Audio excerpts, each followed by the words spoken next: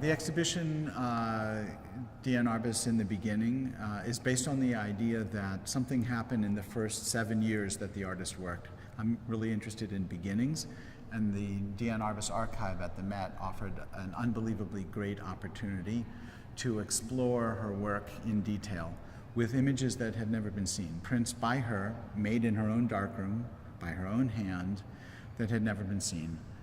And it puts into context the work we know more, which is really from 1962 until 1971.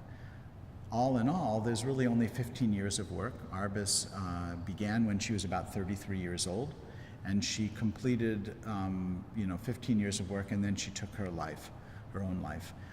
Most of the pictures that people know were made in the second half, but she made an equal number of pictures in the first part of her life. And her career is extraordinary from beginning to end, and in the beginning is based on the archive at the Metropolitan Museum, and it's supplemented by great pictures in public collections. The truth is that it's one body of work. It's not two. We're looking at chapter 1, we know chapter 2. The exhibition design is as idiosyncratic and as interesting as the artist herself.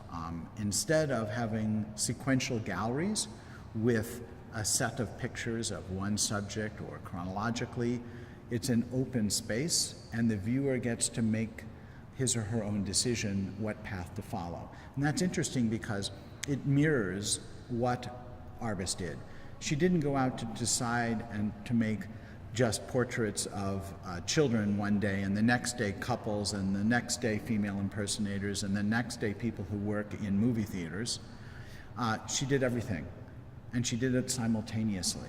And when you look at the negatives, you realize that the body of work is seamless, and the story she tells and the way in which she worked is revealed and replicated by the movement of visitors through the exhibition.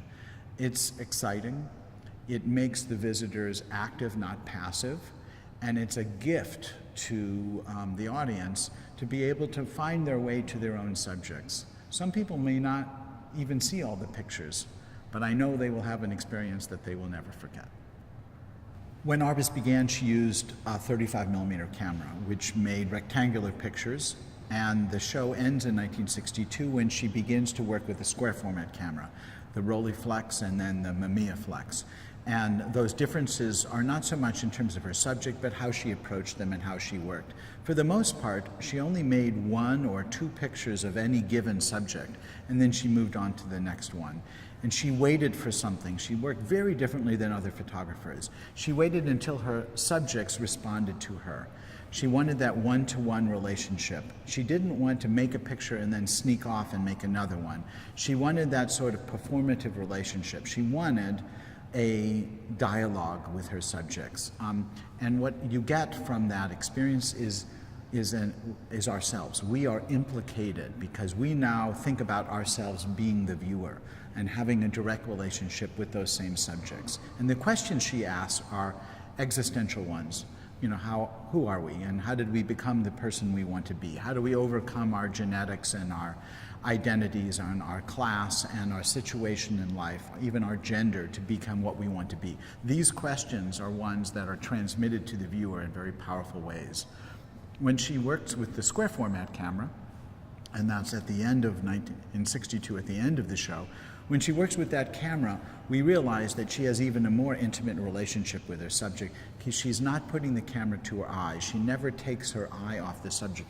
She's using this camera generally as a waist level finder, which is a very interesting dynamic. The pictures themselves are presented on individual walls throughout the show. It's a kind of forest or a city of pictures. People are wandering around and hiding in the space, whispering to the viewers are quotes from her. And she was a great writer, and she was able to synthesize her ideas in a very poetic way. And so those whispers are there.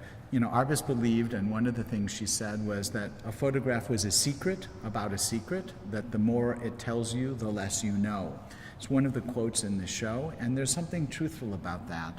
There's an intimacy. People seem to believe that they wanted to share their stories with her. They might have never done so with their families, with their parents, with their children, with their siblings. She really did believe that, and I believe that she was a kind of a medium, that she used the medium of photography, but she herself had this sort of spiritual thing that people were drawn to her, that in a certain sense, instead of her choosing them, they chose her to share their secrets.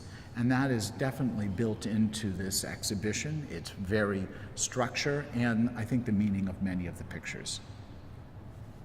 The exhibition is based on a thorough study, many-year study of all of her negatives and her papers, and those papers include her diaries, her appointment books, her contact sheets, her collections of other artists, her library.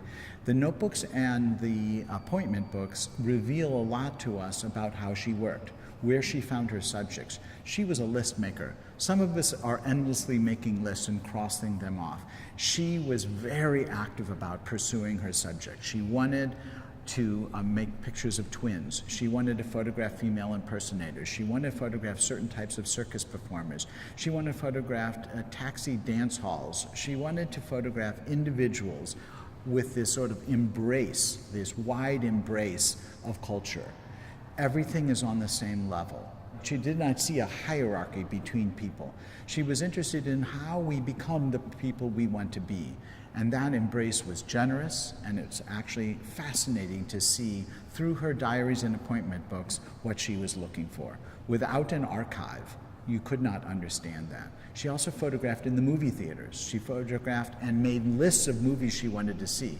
She developed at the time of neorealism, Italian primarily filmmaking. She was interested in horror movies. She was interested in pseudo places like Disneyland. She was interested in dioramas and wax museums.